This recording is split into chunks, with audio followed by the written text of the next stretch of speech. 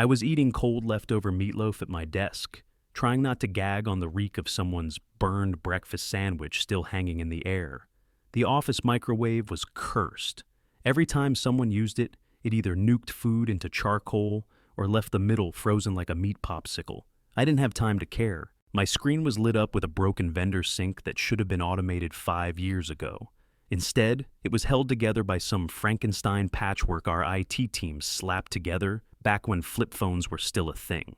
3 manual API reroutes, 2 hot fixes for client-facing bugs, and earlier that week, I'd flagged a billing leak worth $19,000 and change, just rotting in the system like forgotten leftovers. Nobody even noticed it. Nobody said thanks. Meanwhile, I was keeping the ops side from face-planting into legal trouble. I walked into HR that Friday with a 12-page write-up, printed, stapled, and sorted by severity level. 6 months worth of patches, logs, timestamps, and system cleanup. Not one typo. I didn't want balloons or a certificate. Just a raise that actually lined up with the work I was doing. Denise from HR didn't even offer me a seat. She just flipped through the pages like she was skimming a grocery flyer. Then she looked up, set the stack down like it offended her manicure, and hit me with it. "Sweetheart," she said, giving me the smile you reserve for dogs in sweaters. "This isn't Shark Tank. We don't negotiate with junior staff." "Got it," I said. I walked out of that glass fishbowl office like I was already gone. Back to my desk, past Troy snorting over some TikTok link, past the engineers arguing about whether Jira was down or just annoying. I sat down, opened a terminal window, and stared at the blinking cursor like it owed me rent. Quick note, before we get deep into this, tell me where you're watching from today. I didn't say a word the rest of that day, but in my head, a switch had flipped. I wasn't staying here. Not with this broken system, not under these clowns. The next move wasn't going to be a complaint. It was going to be a quiet detonation. My living room lamp flickered. I didn't even bother fixing it. I just sat down, opened my laptop, and logged into LinkedIn for the first time in 6 months. Not to scroll, not to dream, to hunt. I didn't mass apply. I didn't rewrite my resume. I went straight to my personal spreadsheet, the one I kept for myself, off network, full of notes from projects going back 2 years. I filtered by vendor, then by client, then by keywords, outage, escalation, data loss, rollback. Every company we'd burned, they were now prospects. I started bookmarking names, operations managers, tech leads, vendors we overbilled and never answered, freight partners we dumped broken code on. Anyone with a reason to hate my employer was now a potential ally. I didn't feel bad about it. They had already paid for my silence and headaches and long nights. Now they were going to pay for my intel. 2 days in, I had 26 bookmarks and 7 warm leads. On the 3rd morning, my phone buzzed. A LinkedIn message from Corey, systems director at a freight logistics firm. We nearly screwed into the ground last quarter before I stepped in and patched their data queue overnight. "Hey, saw you were active. Would love to pick your brain about some issues we're still seeing on our side." I stared at the message for a minute. I remembered Corey, tall guy, ex-Navy, didn't talk much unless he had something worth saying. I'd sent him a 1-line fix months ago at midnight and never heard back. Now he was back. I replied, "Name the time and place." He shot back, "Coffee this week?" Just casual. Nothing's ever casual when systems are breaking. I knew that. He knew that, but I still typed, "Sure. I'm off Wednesday. I burned a PTO day and marked it personal." Troy wouldn't notice. He was too busy putting together another team-building GIF contest. I watched the Slack thread light up with laughing emojis while I packed my laptop bag in silence. That was the first night I slept easy in months. Not because anything had changed yet, but because I could feel it. The shift. I wasn't looking for an escape. I was building a way in. Wednesday morning, I rolled out of bed before sunrise. No laptop bag, no badge. Just a clean shirt, my old notebook, and a story about a root canal locked and loaded if anyone checked Slack. I drove 2 towns over and parked in front of a 2-story brick building with no sign out front. Just a peeling decal on the door that read, "Gen Axis Freight Logistics." Nothing fancy. But the moment I walked in, I felt it. This place was bleeding, and they knew it. Corey met me in the lobby. No handshake, no small talk. You still remember the integration layer we got from your team last year? He asked as we walked. I nodded. The one with the recursive loop that duplicated charges until the invoice system choked?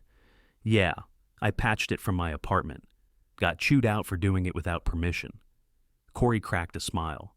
Thought so. We didn't grab coffee. We went straight to the back room. Open floor, exposed ceiling pipes, and a whiteboard already scribbled with questions like, why does the portal reset randomly? And still no cert updates? He handed me a dry erase marker and stepped aside. I need to know how deep this goes. I didn't hesitate. I wrote 3 bullet points. Expired SSL chains still in production. Legacy webhook queue not flushing correctly. Front-end portal logging credentials in plain text. Corey didn't blink. That's what I thought. He pulled out a chair and motioned for me to sit. We've been chasing ghosts in here for months. You're the first person who actually fixed anything. Because I knew where the bodies were buried, I said. I helped dig some of the holes. They weren't looking for advice. They weren't looking for some overpaid Deloitte consultant to give them a PowerPoint on opportunities.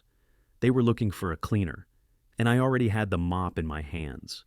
We spent the next hour going through their back-end logs. Everything I told them was confirmed in seconds.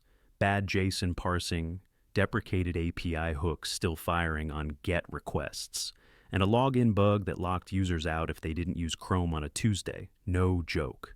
I fixed this exact thing 6 months ago, I said, pointing at the screen. My fix got overwritten in the next deployment. No one tested it after Corey leaned back, arms crossed. You ever think about jumping ship? I looked at him. I don't jump. I plan exits. He smiled. We're preparing for an external audit next quarter. We need someone who can help us clean our side and walk us through what your old team might have left behind. You want me to flip the playbook. We want you to burn the playbook and write a new one that works. Then he handed me a folder. Printed offer, benefits, title, lead systems architect. Salary, 29% more than I was making, fully remote. No intern Slack games, and one line in bold near the bottom. Assist with pre-audit system integrity validation against former partner firm. They didn't say the name. They didn't need to. I held the folder in both hands and flipped it closed slowly. The paper felt heavier than it should have, like it knew what it meant. I need to think, I said. Take your time, Corey replied, but not too long. We're done waiting. I walked out just after noon, sunlight hot on the back of my neck. I didn't even get in the car right away, just stood on the sidewalk, eyes half closed, folder in hand. People think freedom feels like jumping out of a plane. It doesn't. It feels like walking away with the keys to the one building that used to lock you inside. I didn't quit. I waited. I walked back into that office Thursday morning like nothing had changed. Same busted Keurig, same flickering ceiling panel above my desk, same Troy leaning on the intern's cubicle, showing him how to react properly to Slack polls. Can you take a look at this dashboard? He asked, barely making eye contact. It's messy. I opened it. It was pulling from the wrong data set entirely. What's it supposed to show? He shrugged. Just clean it up. Leadership wants something pretty, no logic, no specs. Just make it pretty. I gave him a thumbs up and minimized the tab. By day, I was still the junior guy they forgot to CC until the server caught fire. But by night, I was tearing apart the code I used to build. Only now, I wasn't fixing it for them. I was reverse engineering it for Corey's team. He looped me into a private Slack thread titled Gen Axis Deep Clean. No profile pictures, no intros. Just me, a couple senior architects, and a product lead who clearly didn't sleep. I got sandbox access within an hour. No red tape, no Jira tickets, just a login, a Git repo, and one instruction. Start from the bottom and work your way up. First thing I found, a spreadsheet called final_use really v4.xlsx. It had shared logins to 3 vendor portals, 2 expired admin credentials, and a note at the bottom that said, "Don't delete. Troy still uses these." Second, a custom script patched directly into the billing pipeline that duplicated charges if a client had both B2B and B2C flags set. A bug, Or maybe a feature, depends on who you asked. I flagged it, documented the commit history, and sent it to Corey with a 2-line summary. Found your leak. Logged since last June. Confirmed still active. He replied, keep digging. So I did. I mapped credential chains buried under 10 layers of access, nobody rotated. I found API keys hard-coded into old staging servers we'd forgotten existed. I traced one login chain that still worked under the name of an engineer who'd quit 2 years ago. His credentials had been used 4 times last month.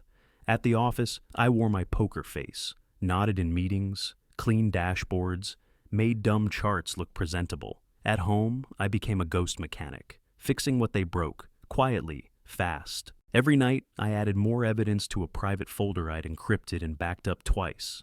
Every piece of cleanup I'd ever done, every mistake they'd blamed on interns, every temporary fix that became a time bomb. Meanwhile, Corey's team started planning the audit. Nothing official yet, but I could see the skeleton forming. Dates, doc requests, file paths, database logs. My old company wouldn't know what hit them. My resignation letter was already typed. It sat on my desktop inside a folder named Garage Fire. Just a simple Word doc, 10 lines. No bitterness, no drama, just facts and a date line waiting to be filled. Nobody saw it coming. Not Troy, not Greg from upper management, not Denise in HR. They still walked around like they were running a well-oiled machine. They didn't realize I was underneath it, unscrewing bolts one by one. Audit day. I walked through the same glass doors at 8:04 a.m., but this time I didn't need to badge in. The front desk gave me a guest pass with Gen Access Compliance Lead printed in bold under my name. The security guard nodded. He used to ignore me. Today, he stood up. I took the elevator to the 5th floor. Same dingy carpet. Same faint smell of burned coffee. But it all felt different now. Like walking into your childhood home after the fire. Familiar walls, but nothing worth saving inside. Denise was standing outside the HR fishbowl, tapping on her phone. She looked up and gave me that plastic smile. "Hey there," she said, voice syrupy. "You're assisting the Gen Access team, right?" I didn't smile back. I just pulled my laptop from my case and flipped it open as I walked. "Leading it." Her mouth opened slightly like she'd misheard. "We're starting a 12-month retroactive compliance audit. Vendor systems, credentialing, billing, and admin-level access review." I paused at the door. "Starting now?" I didn't wait for a response. I walked into conference room B, the same room she dismissed me in like I was a temp asking for a raise. Now it was prepped for me. Nameplate, HDMI cable, full privacy glass locked. The air was cold, on purpose. Greg, the VP of Systems, was already there. He had a venti Starbucks cup sweating all over a stack of notes. The same guy who once said I had untapped potential, then tapped everyone but me for leadership training. When I stepped in and set my bag down at the head of the table, he flinched, knocked the coffee straight over. I didn't flinch. "Morning," I said, powering on my machine. "We're going to start with credential integrity. Pull up your admin logs from the last 2 years." Greg stammered something about needing time. I gave him 30 seconds. He took 15. I shared my screen and launched a custom interface Corey's team helped me build. It cross-referenced logins, endpoint requests, and access chains across every connected vendor. First flag popped up before I even finished my sentence. "Here's a login credential tied to admin_Troy_final_final_use. Created in 2021, never rotated, still active. Used last week." Troy walked in right then, holding a protein bar and his phone. "What's going on?" he asked, blinking at me. "You'll want to sit down," I said, not even looking. He dropped into the seat across from me, slowly. I clicked again. Another alert. 4 shared credential spreadsheets stored in Google Drive folders, marked as Client Backup Final. All open access. No audit logs. Greg tried to wave it off. "That must have been handled by your compliance officer?" I asked, pulling up the organization chart. "No," he said, clearing his throat. "The junior sys guy." I turned and stared straight at him. "That was me." The room went silent. Then I slid a manila envelope across the table. Inside, Notarized timeline, screenshots, documented access logs, Slack threads, and every system warning they'd ignored. Legal was CC'd on every page. We'll also need to talk about your vendor data exposure, the one your team let run unencrypted for 19 months. Greg opened his mouth, closed it, then turned toward the window, like that might stop what was coming. Troy said nothing, just leaned back, like someone waiting for the storm to pass. But this wasn't a storm. This was a controlled burn. I clicked the next tab. Let's move to procurement chain failures. I've timestamped every workaround your team coded instead of fixing root issues. Denise tapped on the glass from outside. I ignored her. Someone from legal stepped in instead. Sat down, didn't speak, just took notes. The audit was in motion, and I wasn't just part of it. I was the audit. Day 1, they were nervous. Day 2, they were twitching. By day 3, the whole building was sweating through their button-ups. I wasn't just poking holes. I was gutting the system they built on lies and laziness. Every shared credential spreadsheet, pulled. Every expired certificate, flagged. I traced admin-level logins that hadn't been tied to an active employee since 2020. One had logged in just last week, from a Starbucks. Probably someone forgot to deactivate it, Greg said. Your SOC2 binder says those get auto-revoked in 30 days, I replied. That account's been active for 38 months. He didn't have a comeback, just kept scribbling fake notes on a legal pad he never flipped the page on. I dumped every log I had into a shared drive and invited legal, procurement, and their compliance officer.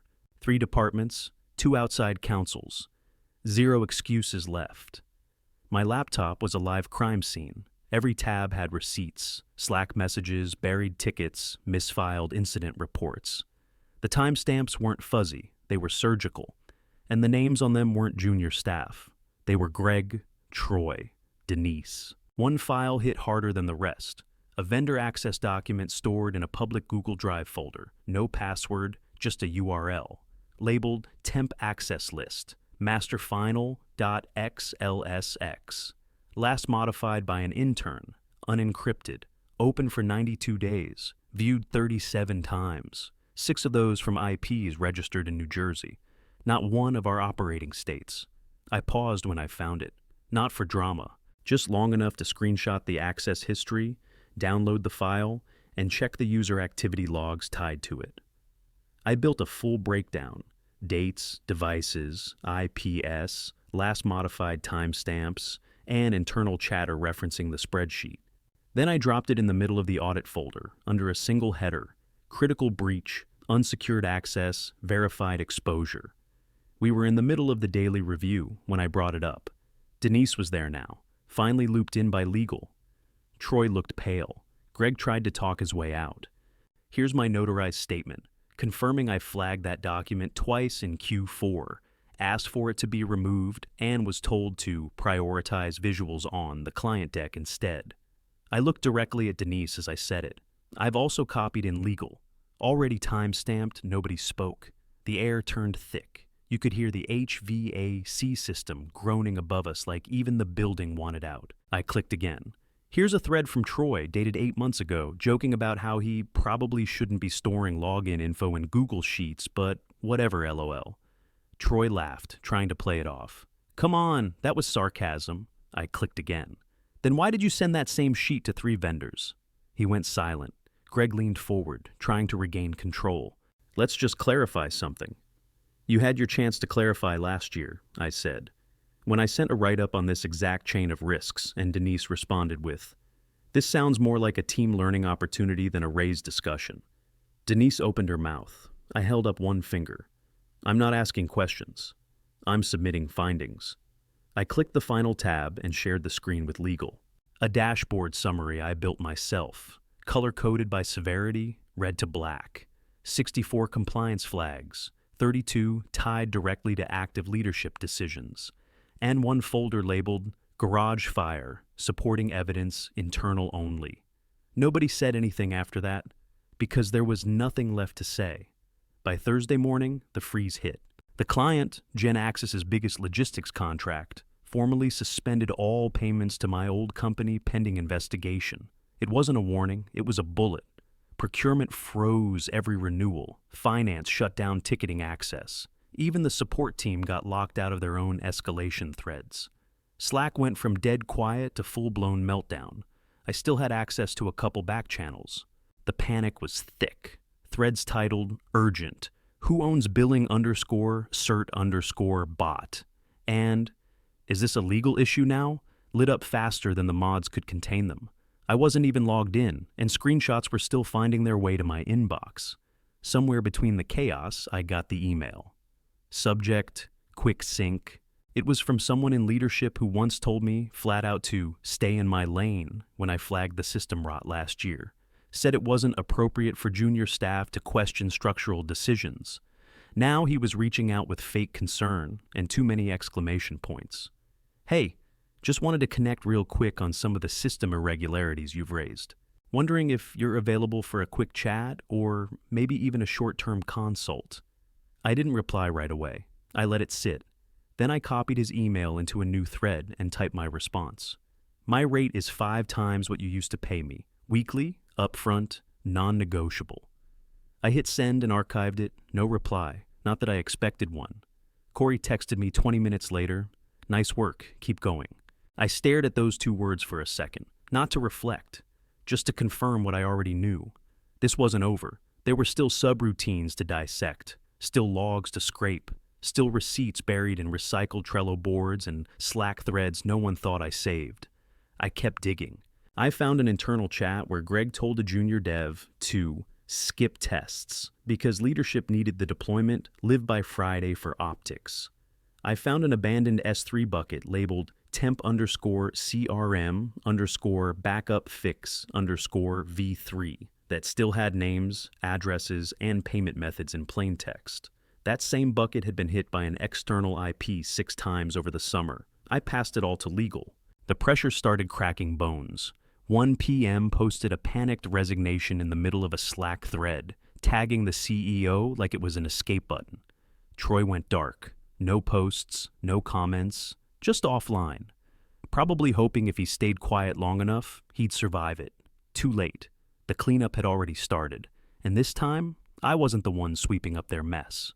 I was sweeping them out of it. By Friday morning, my inbox was full of names I hadn't heard in months. Junior staff, support techs, contract analysts. People who used to breeze past my desk without eye contact were now opening their messages with, "Hey, not sure if you remember me, but..." I remembered. Every single one. I started a spreadsheet. First column was names, second was skills. Third was whether or not they ever tried to throw me under the bus. Some were begging, some were professional. One guy who once mocked me in a team thread now wanted to explore synergies. I gave him a synergy score of 0. Gen Axis let me build a team from scratch. No red tape, no VP power trips.